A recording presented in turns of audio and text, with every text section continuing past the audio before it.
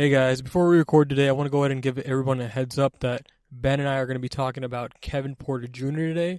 I wanted to wait until the NBA's investigation of the allegations were over before podcasting about it, but it looks like the league is going to take their time with this. So right off the bat, I think I can speak for both of us when I say I found these allegations to be horrific.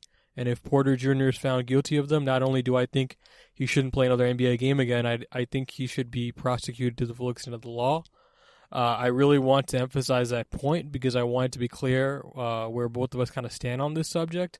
No matter what we talk about in this episode, that point kind of hovers over everything. Do not misconstrue us recording an episode about it with us being insensitive about it. We're both extremely sympathetic to the alleged victim here, WNBA player Kaiser Kondrasek, and we both hope that she gets the justice she deserves if these allegations prove to be true. And by the way, don't take my use of the word alleged in that statement or allegation to mean how I feel about what happened here. You know, my opinion here is irrelevant as I'm not a lawyer, nor am I as well versed in the details of this case as the prosecution likely is. But if you are curious as to how I feel, from the reports I've read about what happened, the case against Porter appears to be pretty strong, and I'm inclined to believe the victim here. But that's not why we're here today. We're not here to discuss the legal ramifications. We're going to be talking about the basketball side of this. But I did want to go ahead and give that disclaimer before we start today. What's up, guys? Welcome to this podcast. My name is Salman Ali, at Salman Ali NBA on Twitter. Here joined by Ben DuBose of USA Today Sports. Ben, how you doing? Doing well, Salman. It's a AL West Championship Sunday for the Astros, my friend. Yeah. A lot of baseball talk going on Twitter. I am definitely not well equipped to talk about it, but I'm excited. We're definitely rooting for them. We got to get baseball fan Salman to slander the Rangers and Mariners for some pretty Rangers epic choke suck. jobs. Oh my God, there Rangers you go. Are terrible. Yeah, proud of you. Yeah, it's Dallas, right? Yeah. Okay. So I brought you on today to preview Rockets Media Day tomorrow. Yep. But before we do that, I wanted to discuss KPJ, and Sure. I recorded a huge disclaimer about the sensitivity of this subject, so we don't have to walk on eggshells here. Sure. The allegations are horrific, but I want to discuss the basketball ramifications here. Let's just start here and get this out of the way. The NBA is still investigating the allegations, so technically we won't get an official decision for a little bit here. But it's just you and I here, and we can kind of be honest about this, right? Like, there's no way the league actually voids this contract. Like, I know that's been discussed as a possibility, but I'm telling you, there's no way the league wants to have that battle with the Players Association because as of right now, I wouldn't. KPJ has not been convicted yet, right? And I just think the league doesn't want, or the Players Association, regardless of the horrific nature of the allegations, they don't want that precedent to be set for the rest of their players, and because of that, they're going to fight it if they try voiding the contract. I wouldn't say there's no way, because I do think if ultimately he's convicted, then this could be an opportunity for them to sort of lay the groundwork like this is a case, because it's so public, and if the allegations are true, it's so awful that I could see them wanting to set an example. But I agree with you in terms of precedent, in terms of a potential battle with the Players Association. They're not going to do that anytime soon while so much of this on the criminal side is still pending. So while I do think it's possible that eventually down the line some or maybe even all of the deal gets voided, I don't think it'll be early enough to materially help the Rockets in terms of their situation, which is the point, in terms of do they keep him for the time being and just ultimately waive him? Are they able to trade him for an upgrade in terms of that combination of bench shooter role, but also obviously tradable salary for the future? We've talked about that in the past. I think in terms of how it impacts the Rockets, the NBA would not act on avoiding of KPJ's contract early enough to materially impact what Rafael Stone is trying to do. Yeah, and that's really like what I more so meant, right? Like it's not gonna help the Rockets if that were to be the case, because the timing is just not gonna work out. I mean, maybe there's a small chance that a team acquiring KPJ is more willing to do it because they feel like maybe down the line some of that money gets voided, but only very small. It's not going to be a big needle mover. Right. Here's what I'll say: like, if a trade materializes, I think the league may want to set that precedent. So they'll let the investigation go on until the criminal trial and until he's convicted. Right? I actually think, I don't know if you read this, but the other day, Jonathan Fagan did an article in the Chronicle, and I thought he summed it up well. Basically, and this all comes down to precedent, because the league has to worry about how the players' union would respond. If the Rockets are to waive KPJ, probably the earliest they could do so would be at the end of the preseason and say it's a roster cut move as you're trying to get down from 20 to 15 plus 2, or I guess now 15 plus 3 two-way deals. They introduced another one this offseason. But the point is, like, that's a move that there is precedent. So if the Rockets wanted to waive him, it could happen at the end of preseason. It's not going to happen now, because what possible reason could there be other than the arrest? And at that Right. point, the Players Association might step in. And so that precedent, while it applies to the Rockets, it does not, and Jonathan was making this distinction, necessarily apply to other teams. Because all the time we see teams trade for guys Dumped. simply as salary filler Yeah. and then dumped. I mean, basically they're traded for business reasons, not basketball, and then they're let go. So basically, if the Rockets could get someone willing to take KPJ, and say what you will, I think we're largely in alignment on this. I really don't think the politics of trading KPJ are all that bad, as long as the team, and obviously this would be the case, is acquiring KPJ waives him initially. Look, the priority is to keep him from playing basketball. The priority is to not give him the spotlight, hopefully not give him any more money. As long as a trade does not help him in that endeavor, I don't really see what the problem is, logically, ethically, however you want to frame this discussion. So I do think it's possible. Now, whether the Rockets can find the right fit in terms of not just basketball, but contract as well, time will tell. But if the Rockets can find the right fit, then yeah, that team could waive KPJ today. But as far as the Rockets themselves, if they can't trade KPJ and they ultimately need to just waive him because none of the trade possibilities are fit, then yeah, that's not going to be able to happen according to the way Fagan sees it. And I think he's right, because we both know Jonathan does his homework until probably the end of the preseason. And so what that tells you is that precedent is going to guide this entire sort of decision-making tree here, because the NBA is going to watch very carefully, and certainly the players union as well, how this is handled. Because if it's not handled in a way that could be a reasonable template for the future, then there might be an objection. And so I think that's where the lines are ultimately going to be. Right. It's not like the players' union like wants to have this battle. They would just be doing it to protect future players, right? Yeah, Of maybe a yeah, wrongful conviction or something, right? I don't think that's the case here. I mean, I've stated my opinion after reading some of the facts of the case here. But let's talk about some of these solutions. 'Cause you kind of hinted on it, right? Like the simplest one would be Houston flat out waiving KPJ after this league investigation is complete, or after yeah. preseason, right? And I think the Rockets are kind of viewing that as like a last resort scenario. Agree. And but I do think there's a real chance that teams shy away from doing business with Houston involving KPJ's contract, because they're worried about the PR backlash. Even though I personally believe, like I kind of you hinted on, a backlash would be unwarranted, because it feels like people are preemptively mad for no reason right now. Right. Like functionally, it makes no difference if KPJ is waived by the Rockets or by some other team. As you said, like at the end of the day, like the goal is to get him to not play basketball again, and both of those, routes achieve that objective. So in my opinion, there's not really a good faith argument to be made involving like Yep. trading KPJ's contract being morally wrong. I don't think you're arguing in good faith here, right? Because there's not. It's going to Yeah. break down, right? It just doesn't make any sense to me. But getting back to the waiving discussion, I think right now, I'd say it's like 50-50 that the Rockets just waive him themselves. I think there is some chilling effect going on in the market, and that causes me to say I think it's 50-50. But wait, what say you? Where would you place those odds on him getting waived?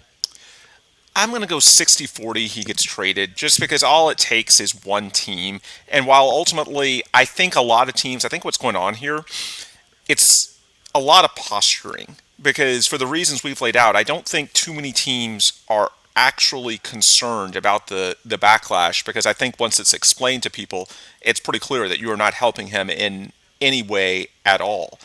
I think what's going on here is that teams are going to play up that side as a negotiating tactic, because in theory you do sort of have the Rockets over a barrel, and so if you're taking this off their hands, then yeah, a smart GM is going to try to use that to his advantage to try and get every possible asset that he can, be it players, future draft compensation, whatever it may be, to take on KPJ and give the Rockets some sort of useful player or contract for their longer term goals. So I don't think it's necessarily the PR backlash, but it's because that is out there. That's another leverage point that that smart GMs are going to use. But ultimately, I just think when push comes to shove, as long as the Rockets are willing to attach at least some assets, rather than walk away entirely, I think someone is most likely going to do it, especially because the worst case, there might be a few front offices that don't feel like they have the political clout to, go through something like this, but worst case, you can look at the Spurs with Doug McDermott. You can look at, the Heat with Duncan Robinson. Front offices that are proven, that have been there, done that, they're more likely to sort of get the benefit of the doubt in the court of public opinion because they have faces and names that resonate with the public and that are generally trusted. So worst case, I think you can sort of have those on standby and go to them. I would just be, it's close to 50-50. I just still land on the side of a trade being more likely than not, because even if a team, and a lot of people today have talked about the aftermath of the Celtics acquiring Drew Holiday and sending Robert Williams and Malcom Brogdon to the Trailblazers. There's been a lot of talk of, well, could Malcom Brogdon be a target for the Rockets, somewhat replacing what was initially anticipated to be the KPJ role? Possibly. I mean, I think it's a worthy pursuit, but Portland's a kind of front office. It's a little less established. It's a smaller market. Maybe they don't want to go through that. Not saying I've heard that, but I think that's the kind of franchise I do worry a little bit about. Would they go through it? But even if that's the case, I do think that in a worst case world, my bet is that you can find, I mentioned it a few times, a Landry Shamet, Alec Burks type contract out there, or the two I just threw out there, Doug McDermott or Duncan Robinson. I think you can find something. I think it's close to 50-50. The other angles aren't irrelevant, but I still lean to a trade being slightly more likely than not. Yeah, and that's why I kind of think that. Here's what I'll say. I don't think there would have been a backlash if we didn't get that initial Shams report. Like, if we just got a report that the trade happened and KPJ was being dumped, and we didn't get rumors ahead of time, there would not be a backlash going on. Let's be honest about this. It'd be like, oh, okay, so this is how they're getting ready to, right? Yeah. Good on the Rockets for getting this done, right? Because we're hearing that they're exploring this, there's a backlash. There's been time to take it in, right? So yeah. and that's why I think the leak came from not the Rockets, but from another potential suitor to maybe drive that price up. Give us another additional second rounder or whatever, right? Because yeah. I think that's probably why the leak didn't come from the Rockets. I think as of right now, I would still say that as you said, there is that chilling effect with teams that are afraid. Right, I think a team like a front office like Miami, they may not be afraid, right? Because they're perfectly secure, right? But a front office like Portland or, like a Brooklyn, right? They probably don't have the clout, right? So let's talk trades. Yep. I do think a trade is possible. There are a few players out there that I think could be had in a 1-for-1 swap for KPJ with a bevy of second rounders. I think. I don't think you're getting someone like Buddy Heild for just second rounders. No. I think you are firmly in that Malcom Brogdon range. Yes, absolutely, said, I do right? too. And I know people have discussed Robert Williams. I just think the Blazers want to keep him, and if they were going to move him, they'd want at least one first back. I don't think they're in. He's not in the available for a few seconds. Right. Yeah, exactly. And the reason Malcom Brogdon is even available is because of health reasons, right? That's yeah. If you were just talking about Malcom Brogdon, the player, maybe he's not even available because he's not healthy. That he's can be had. But yeah, I think you're talking your Duncan Robinsons, your Malcom Brogdons, your Landry Shamets. These are the tier of players, guys who are good players, but may only be 6th or 7th guys for good teams. Just because you're basically offering future financial relief and second round. Yeah. Is that kind of where you stand on this? Yeah, absolutely. I think someone that honestly can replace both KPJ the player and KPJ the contract. From a playing perspective, look, the Rockets aren't going to be contenders this year, but they do want to be competitive for reasons that we've outlined plenty of times in the past, and outside of KPJ, there's a lot unproven with regards to the shooting and the floor balance and the floor spacing on this team. So bringing in someone that can shoot threes at a high volume, it doesn't have to be by trade. Something I've thrown out in the last couple of weeks. The Rockets are going to be tied for second on the waiver wire order once these preseason cuts come in. So conceivably, you could bring in someone similar to how they brought in Garrison Matthews at the end of preseason 2 years ago, and he, within a couple of weeks, ended up having a key role for that team. So you could potentially add a shooter that way as well. But obviously, you're in a slightly higher bracket here with some of the guys we're talking about targeting when we're talking about Landry Shamet, Alec Burks, Malcom Brogdon. So a guy who can shoot threes at volume in the upper 30s percentage wise. I mean, that's a real need for this team because there's a lot of athletes, there's a lot of playmaking, but you do need floor spacing. And that's something that, it remained to be seen whether KPJ would actually embrace that role since he's been the point guard the last 2 years. But at least in terms of the theoretical fit, it was important. He's one of the better catch and shoot guys in the league the last couple of years. So I think the Rockets need to fill it. But the other thing, too, is that people can listen to that and say, well, I just want to play Cam Whitmore because he's 19 and it's not like a season you're trying to win anyway. And again, I don't think it's quite that cut and dried for the Rockets. They want to avoid the ride of losing stuff that sort of defined the last couple of years. They want to give Ime Udoka a real chance to put his system in place. But, you can argue, just play the younger guys more. The other part of it for the Rockets, and this may be even more important, is the contract. You want some salary filler because if a big name down the line, and Joel Embiid is one that I'm watching more than anybody. When you look at, there's already a report from Kelly Iko of The Athletic that, the Knicks and Rockets would be two teams on his list if he asked out. The Sixers, boy, they seem to be striking out at everyone. They couldn't get Drew Holiday. They couldn't get Damian Lillard, even though we know they were trying. The situation with Harden is just out of control. So you have to wonder what Joel Embiid, now 29 years old, is thinking. And, when you look at how the Rockets might match up with, and Embiid's just one example, you can look at Zion Williamson. Maybe there's somebody we're not even thinking about that ask out by either the deadline this year or next offseason. So the Rockets got two, human trade exception type guys in Jock Landale and Jeff Green. That can get you to about $20 million.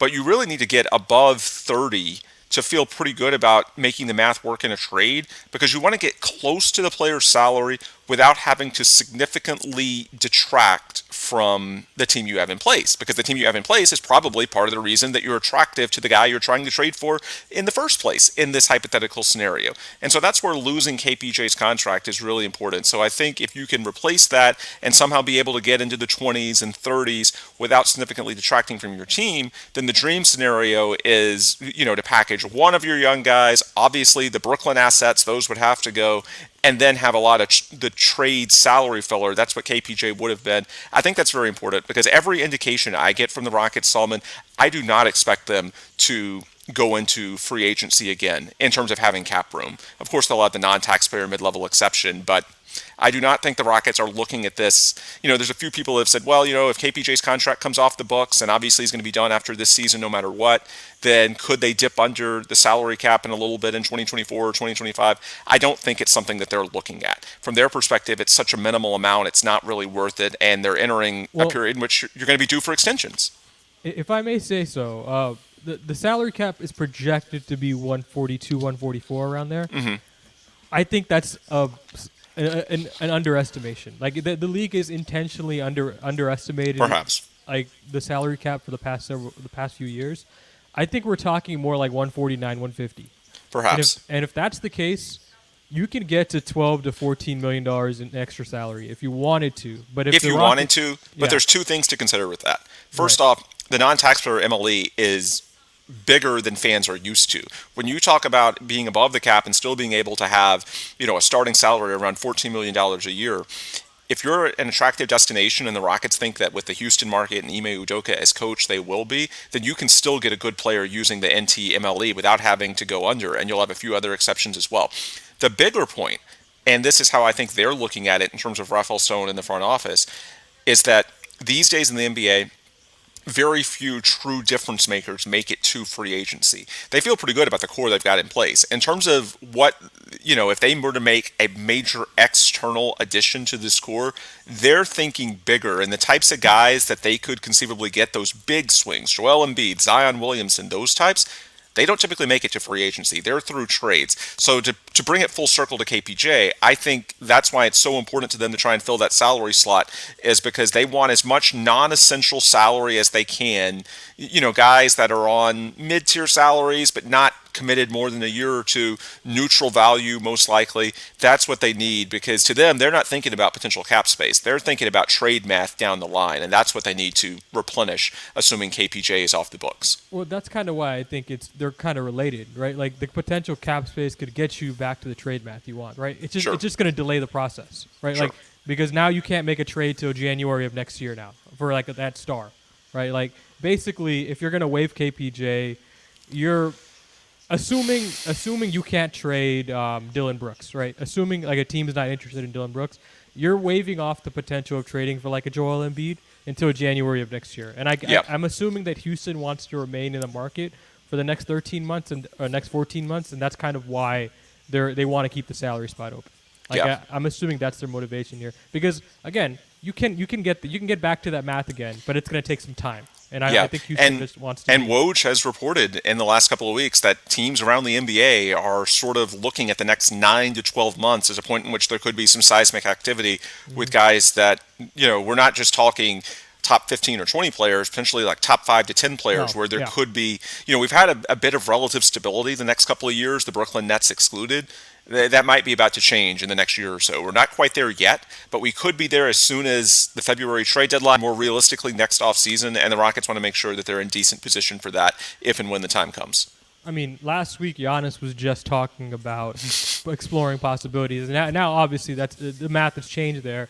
You still have Joel Embiid that could be looking elsewhere. You still have Luka Doncic that could be looking elsewhere. You still have Zion. Stuff changes on a dime. Has always been looking elsewhere. Zion, ever since he got drafted, has been looking elsewhere, right? And you don't get the chance to get league changer guys like that often, right? And that's why I would understand why they might want to refill that salary spot as quickly as possible, so they can have that runway. Exactly. To make trades, right? Yeah. But yeah, it's certainly fascinating, the motivations for making a trade here. I do think we are kind of underestimating the pressure to win this year. Like I think that's also a part of it. Like I think they do want another helpful player. Right. Like I don't think they're going to do this for like a guy who's just not going to play. Right. They're going to do this for a guy who's going to play like 20 to 30 minutes a game and probably be a key contributor for the team. Right. That's kind of why they want to replace KPJ. Right. So it's gonna be interesting to see who they eventually get. So very briefly, we don't have to talk too long about this before we move on to Movie Media Day. Looking back at this KPJ saga, because I'm seeing a lot of criticism for Rafael Stone here. How badly do we think the Rockets messed up? Because I actually see. Here's the thing: I don't think the Rockets messed up as much as people are making it out to be. Because same. The risk that they put in at every step along the process was not that much. They traded nothing for him, right? They gave him a contract that guaranteed him almost nothing, and now they're about to rid their hands of him for almost nothing, right? So like the risk at every step along the way was almost nothing, and I like betting on guys like KPJ to turn their lives around. They're 21 years old. Like I'm sorry, like I'm not gonna give up on 21-year-olds, right? Like I think this idea that like you should never like put in some real time with a young man like that. I think that's wrong. Yeah. So I want to caution what I say by noting that there may be additional reporting that comes out, and if there were more warning signs than we're aware of, then certainly you can question the Rockets, not just from a basketball perspective, but a human perspective, dealing with this risk. I mean, everyone knew it was a risk. When I've talked to people within the Rockets, they've talked about, the anger management issue being real, but that he was working on it. If there were a lot more warning signs than we know, and they took the risk, then even if contractually it wasn't a big commitment, then at the end of the day, that's something that Rafael Stone is going to have to wear. So, again, some of this is to be determined. And what we say now, if more knowledge comes out later that the Rockets were aware of things that we weren't, then, yeah, it's possible that this could be worse than we know and look worse for them. But ultimately, for me, I'm not as bothered by it as some, simply because I feel like a lot of the extreme outrage is based in theoretical scenarios rather than hard evidence. Like when you look at the hard evidence, look, they did minimize the damage of the contract. They did give themselves protections, and in this case, you can get out after the first year, basically, just 1 million guaranteed after the first season of the extension. They did protect themselves. And in terms of, everyone's favorite argument that you could have sent him to restricted free agency. Okay, you could have sent him to restricted free agency, and his cap hold would have been $10 million. And at that point, we're only talking about a delta of like $6 million between his extension figure and the cap hold. So, I guess you can point out, okay, it cost you, that's pretty much Usman Garuba and Ty Washington's salary. Well, both those guys are on two-way contracts now. Teams around the NBA had multiple chances to claim them on their deals and did not, or trade for them. So I don't think that's a major loss by any stretch of the imagination. Not just the Rockets. Most teams in the NBA don't see them as players moving forward. In terms of There's also a risk there that a team signs him for Sure. a much more guaranteed number than what the Rockets extended him for. Yeah, well, yeah, and that's what I was going to get to is that, Yeah. you get to restricted free agency, and it's been at that point a year and a half since, his last public issue was the New Year's Day incident 2022. It's been a year and a half. The catch and shoot numbers are very good. He's obviously talented. He's 6'6". He's versatile. You can't tell me that he doesn't get more guaranteed money than $16 million. I think he gets at least, certainly a full season, but maybe, the figure I came up with was like 2 years, the second year being a partial guarantee, maybe 2 years 20, 2 years 25, something like that. Just simply based on the fact that the talent and the numbers are still there, but there's been even more time between the incidents. So his behavior had improved according to everything that we know. Again, that's assuming there's no, huge incident behind the scenes that we're not aware of and that somehow other teams would have been. But basically knowing what we know, I think he would have gotten more than 16 million guaranteed. Now, maybe, especially because, in today's NBA, people say, oh, who's going to sign him? Dude, the entire league has, or almost the entire league, has the non-taxpayer MLE that we were just talking about. The non-taxpayer MLE starts at like $13 million a year. So again, you cannot convince me that there's not a 2-year worst, and this is worst case, you might get more, but worst case, a 2-year 20, 2-year 25 with a second year partially guaranteed, something like that deal out there. And in that scenario, you're actually worse off unless you're willing to actually let him walk. But assuming you want to keep him, and most people, on my timeline didn't want to lose him for nothing. They understand, sort of the talent gamble that was there all along with this. Assuming you planned on matching and keeping, which was what I heard most people advocating for entering restricted free agency, you'd be in a worse spot because in a scenario like this where it all blows up and you have to cut bait, all that matters is the guaranteed money. It doesn't matter how many years. It doesn't matter if it's $16 million a year for 1 year or $20 million a year for 2. All that matters is the guaranteed figure because at this point, it's a sunk cost. He's gone. You can't tell me it's less than 16. You just can't. And so between that and the fact that had you signed him this offseason, he wouldn't even be trade eligible until December 15th. You'd be stuck with him. So we wouldn't even be able to go through this exercise. So, I do sort of dispute the framing a little bit that they tied themselves to KPJ at an extreme level. No, I think they gave themselves some outs. And, what I said on my podcast, The Logger Line, was that if you were truly in the Chris Mannix camp, that for years you were saying that the risk was more than the reward, that he's a bad apple, to cut him, waive him, whatever, then okay, you get to have your victory lap, for sure. Chris Mannix was right. Jonathan Givony was right. He had the reference on one of his podcasts this year to KPJ being a cultural issue. There's a lot of potential considerations. But I would just say that I think most of the objections if you get past the what did it, because even the biggest detractors will admit, look, the Rockets only have 1 year guarantee, and that's not that much. So it gets into the theoretical of how much do they commit in terms of, prioritizing him in the organization. How much, did the reps at point guard and not running your offense through Alperen and Şengün?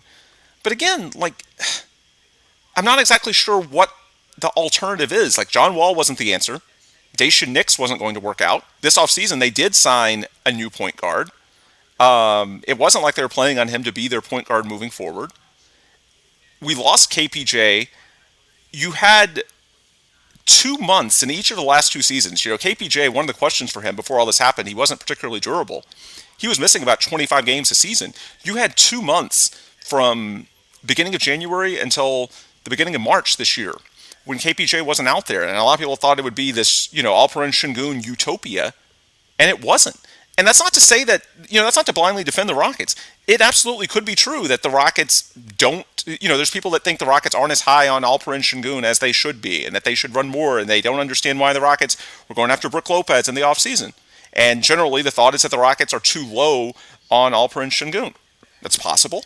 But I think, to some extent, the KPJ situation has become the boogeyman for that, in the sense that they want, a one-size-fits-all reason. And it's just easy to say that this KPJ fascination is, the reason that they weren't able to, get the Şengün usage the way they wanted to. And the reality is, in my opinion, it's not all that. Some of it may also be that the Rockets just aren't as high on, Alperen Şengün as some people out there in the Rockets Twitterverse and Redditverse and what have you. Me. I mean, yeah, and you for that matter. And so that's where, that's just one example. There's plenty of others. I want to keep this brief. But the point is that, a lot of the angst over KPJ, the extreme angst, it's built more like, it's built more on theoretical stuff. This idea that because KPJ was prioritized, that it cost other things. And, when I just look at it objectively, I'm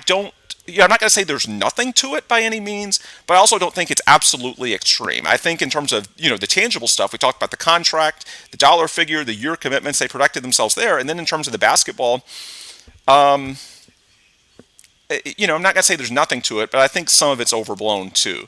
I ultimately, while it didn't work out, like at the end of the day, it's a results-driven business, and even though they didn't give up a lot, look, Rafael Stone, he did put some political capital into this guy, and they did stand by him after the New Year's Day incident, and it went bust. And yeah, it's fair to, it's fair to look at this as a wart on his resume. I just don't necessarily think it's, you need to fire this guy tomorrow type thing. Right. That's the best way I would put it. Well, I agree. Like I think Rafael's done a good job on the most part, right? When you look at where the Rockets started from when he took the job and where they're at right now, right? They're in a really solid place right now, even with this KPJ thing hanging over their head.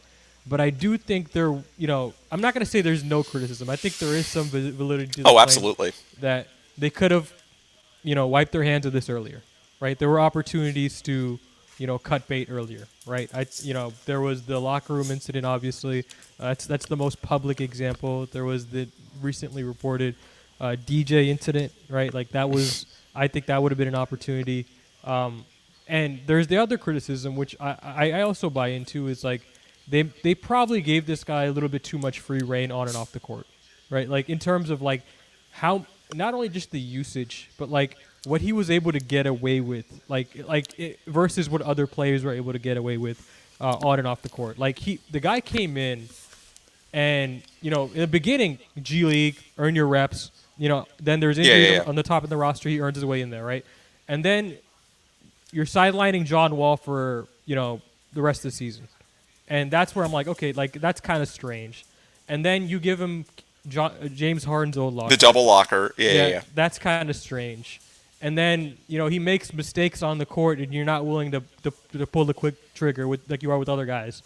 That's kind of strange. But again, from a team planning perspective, they drafted like 5 guards during his time. Like they didn't let KPJ affect their team planning. They got Jalen Green, Josh Christopher, Ty Washington, Daishen Nix, and Cam Whitmore during KPJ's time, right? Like they didn't let that like KPJ's presence on the roster impact their bets on guards. They didn't let They didn't let KPJ be a big investment in terms of like risk, right? They limited the risk, right, with every step along the way. They didn't trade anything for him. They didn't commit much guaranteed dollars to him, and they gave themselves an exit ramp off the, so they can get out right now. So I think that's kind of where I stay. I think it's the gamble was worth it, but the mistakes were made along the way in terms of just in terms of what he was allowed to do while he was here, and when you eventually made the decision. right? And Like, in terms of the cultural element, I mean, you're absolutely right about that. The culture was a problem the last 2 years, but I mean, the Rockets already acknowledged that by going out and spending, top 10 money on one of the top coaches on the market in Ime Udoka. They are trying to reset the culture by doing that. So it's one of those things like it's a fair argument for sure, but it's sort of baked into what we already knew. So I guess that's where I go into it as far as, what does it mean for Rafael? Ultimately, does it mean that KPJ was a bust in terms of, the transaction value, even if the asset cost was low, both in terms of the initial trade and then the extension being fairly protected? Yeah, it was a bust. It's a miss. But in terms of like the more systemic cultural angles, again, this was already baked in. The Rockets knew they needed to reset this. That's a big part of why Ime Udoka is here and why they spent so much money. And we've heard all off season that he's very heavily involved, not just in terms of what he's doing on the basketball floor and the X's and O's development, but, having a voice in some of the front office decisions. And again, like the culture is a problem, that's for sure. But we already knew that. That's why the Rockets went down this road with Ime Udoka. So I guess for me, it's not even so much that I disagree with any of those takes. It's just sort of like what's new. We already sort of knew that this was. And again, like KPJ had already lost his starting point guard role. He had already lost, in my opinion, his double locker, all that kind of stuff. So it's not even so much that I disagree. No, the people are right, but it's just like what has changed now relative to, a few months ago when we already knew the Rockets were moving on from that stuff. okay, so let's talk timelines for a resolution really quick before we get to media day. Yep. So I think the league probably wants to have this investigation wrapped up before that $2 million guarantee date in KPJ's contract. I think that's what they would want. I'm not sure if that's what's going to happen, but I think that's what they would want, which would be the first regular season for the team that he's on. For the Rockets, that's October 25th. So based on that, I suspect the league wants to have this wrapped up in the next 3 weeks. Will it get wrapped up? I don't know. It depends on if they want to explore waiting for a conviction or not. Yeah. And if I'm talking about the Rockets timeline, man, that's tougher because if they wait until October 25th themselves, they're risking giving him that $2 million more, $2 more million dollars, which may not be significant, but I think the PR there could be pretty damaging in that you're giving him money. That You're getting more money. Yeah, I agree. Right, and then there's I think the Rockets have shown us that they have the stomach to sit through uncomfortable situations by just sending a player home and trying to work out a market resolution. But I don't think they have the stomach to keep him on the roster past October 25th. Agree. And if there's no deal, I think they waive him on October 24th. That's just my opinion. That's I'm right there with you. I don't think they drag this out to the deadline saying that he's, theoretical salary filler down the road. No, if you can't trade him at all now, because it's not like they're trying to, move him for an upgrade. It's simply to replace the salary slot. If it's too difficult to do that now, I don't know why it would be any easier in December or January or February. So barring something like a GM outright telling Rafael, and I have no idea why this would happen, a GM saying there's somebody I can't trade now that I would trade for KPJ, and that would only be a newly signed player, and why would they already be wanting to give up on that player? For all practical intents and purposes, I think that $2 million date is the deadline. If the Rockets can't find a suitable deal by then there's probably not going to be one to come, and then at that point, you just got to cut him. Yeah. So, Ben, as you do every year, explain to the people what Media Day is. Sure. And I'll try and be quick. Media Day is just an opportunity. It's the kickoff. It's the day before training camp. But it's an opportunity to ask like bigger picture questions, because by the time, of course, it's sort of like the first day of school. What have you done over your summer? That sort of thing. But in terms of like media coverage, for the most part during the season, it's more day to day. It's more granular. These guys, they have a routine. They have a process. It's here's what went right. Here's what went wrong in the previous game. And so they're just trying to sort of focus one day at a time. Media Day is unique in that it's one of the few opportunities, Media Day and then the wrap interviews after the season is over, where you can actually talk at a higher level about, where things are going philosophically. If we talk about Rafael Stone and Ime Udoka, you can look at it in terms of team building. What are you trying to do with this season? Not just this week, not just this win, but where are you trying to go with this season in terms of players? How is this important to your development? What is going to be new, or what are you trying to bring new to your game from previous seasons?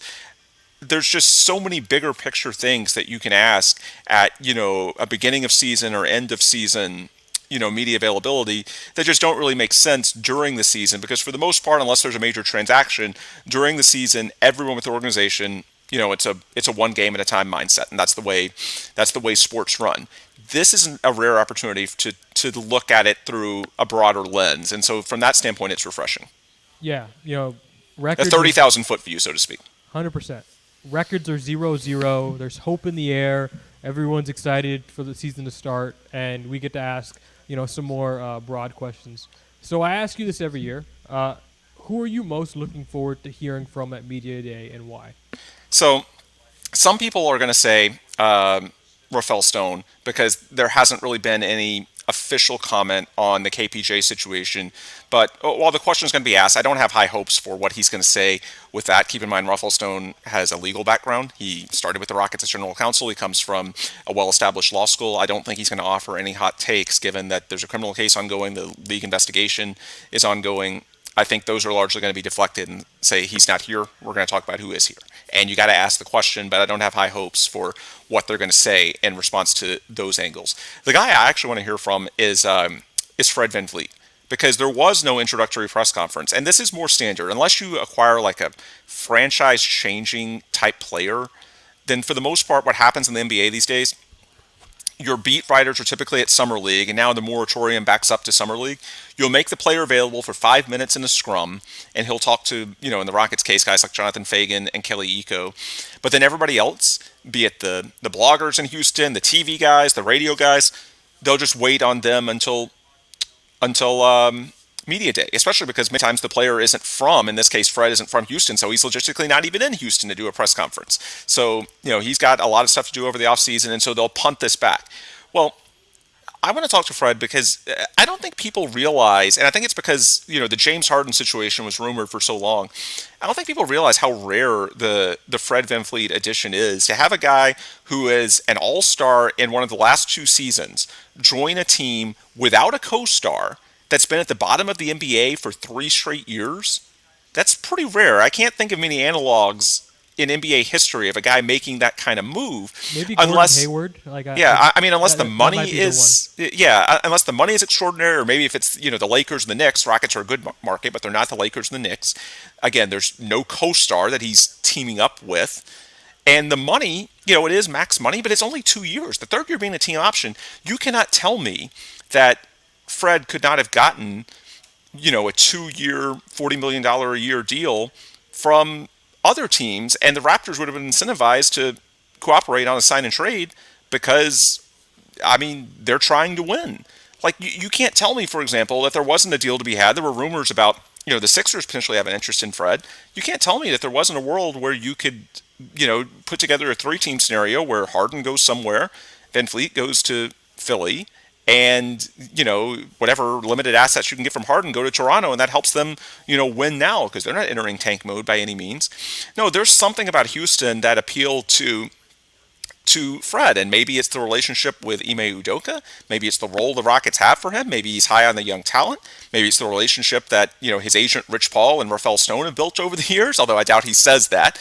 The point is that this is a more rare situation in terms of a guy of his stature right in the middle of his career, because he's 29 years old. He's not too young. He's not too old. It's not like he's past his prime or anything like that. To make that move from a team in Toronto that's been competitive every year, won the NBA championship in 2019, it's more rare than people think. And the only reason why it hasn't been talked about that much is because Rockets fans were, looking for months at James Harden, who's an even bigger name.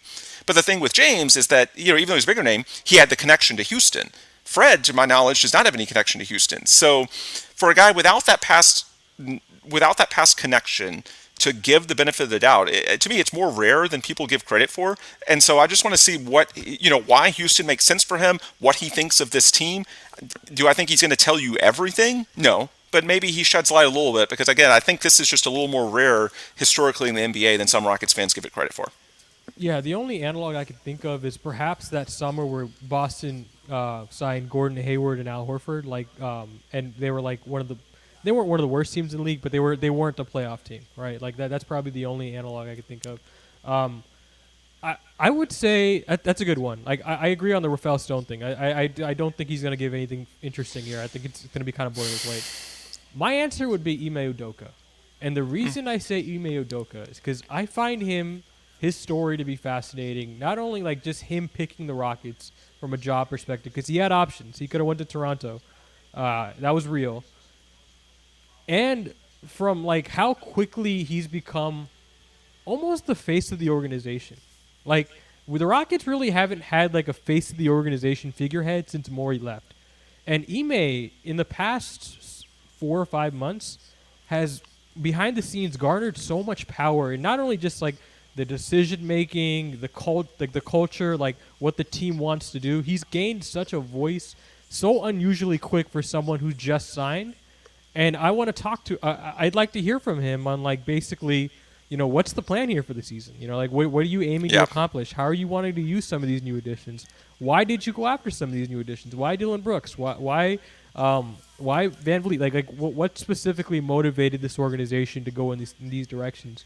And obviously, I'd like to know like how the offense is going to look, not just around Jalen Green, but I think Alperen Şengün, right? Like I think that's someone I'm always interested in. I think he's immensely talented, and I'd like to see if it's going to be different under Ime Udoka than it was under Stephen Silas. So that's going to be something I'm interested in hearing about for sure.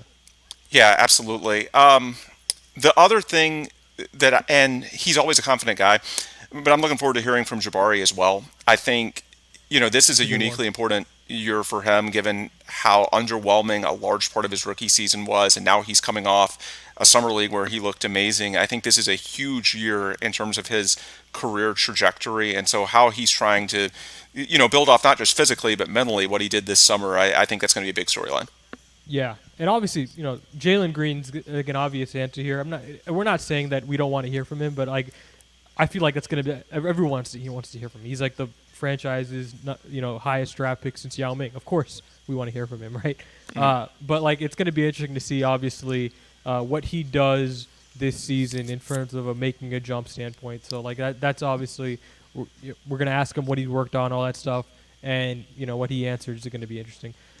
What's one question that's been eating at you all summer that you'd like the Rockets to answer? And by the way, this might not necessarily be a theoretical question, because we've both taken questions posed on this podcast and taken it to Media Day and actually asked it. So what's one question you'd like the Rockets to answer? So the obvious one was, and I already gave this away, was with Fred VanVleet. Why did you sign in Houston? Besides the money, what was the appeal? Beyond that, since I already alluded to that,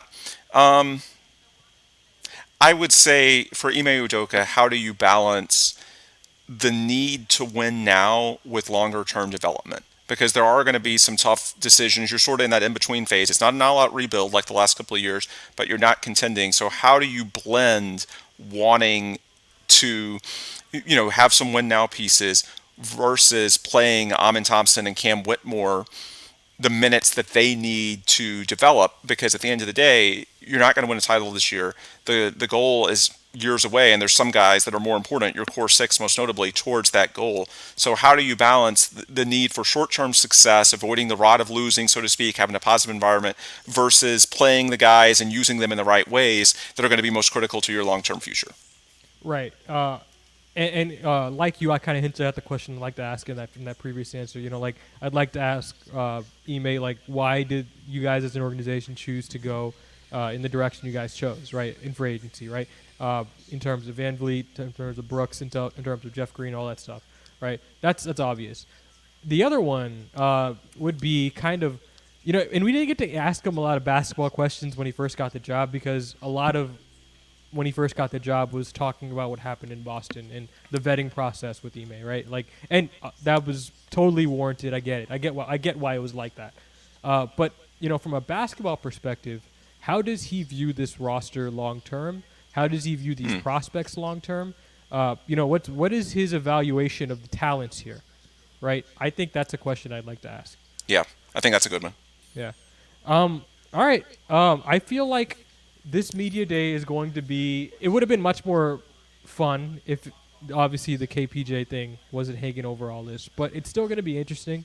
It's still going to be very, very newsworthy, and I can't wait. I can't wait for the season to start. God, I can't wait for basketball to begin Yeah, here. absolutely. And by the way, I think, we let off talking about the Astros a little bit because it was an amazing day for them. I also think that, the success of the Texans the last few weeks and seeing some of the renewed optimism around those parts can show it reflects, it's a different sport, it reflects how quickly the overall attitude of not just an organization but a fan base can change once the right leadership is in place, once you're making positive strides, even if you aren't a contender, just seeing the right pieces in place, getting better from one week to the next, having the right culture, which is what the Texans seem to have found under D'Amico Ryans, their new coach.